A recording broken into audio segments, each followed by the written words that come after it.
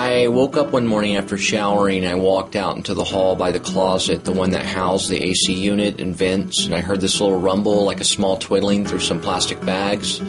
These are the bags, the ones that I had kept some nails in and staples for lining my telephone Ethernet. Oh, it's wonderful. It's so wonderful. The hot water's not on. Oh, the hot. And there was a possum, and it was still alive, and his nose was twitching. He or she or it. I heard this noise. It was coming out from across the hall.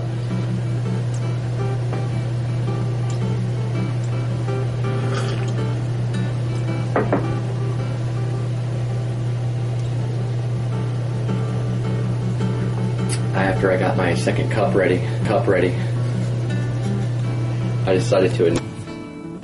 It was still a baby, and it must have fell through a gap from the ceiling in the ventilation duct, leading to a vent out of the roof. And he was alone, no food, no water, scared, I'm sure, or perfectly content. I'm no possum, so it was a little hard to empathize with its circumstance of being there, all alone, no home or mother, some utility closet, and a tool bag. In this case, it was a pet bag, like a Petco bag. It was all cold.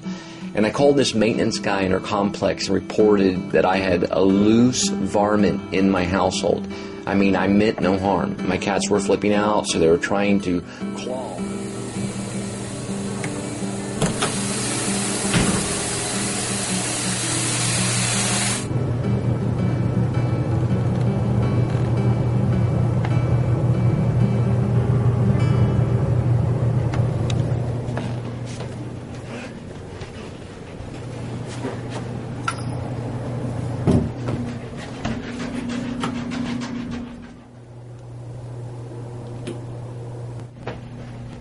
One morning when I got out of the shower,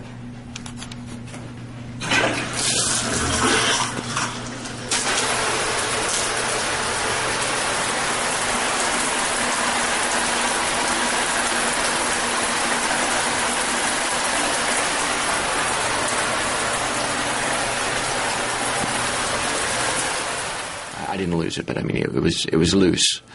It was a loose varmint in my household, and I mean I meant no harm when I made the call, but my cats were flipping out, and they were trying to claw under the vents, and they were pawing at the door and chipping away at the wood, and they were trying to get at it, sniffing and hissing and investigating, prowling and hunting the loneliness that wept on the other side of the door, the innocence, the young life. The very next day, the little intruder was gone. Supposedly he was taken away and caged, and the maintenance people were going to release it into the wild. Kenny, the maintenance manager, he told me it would happen.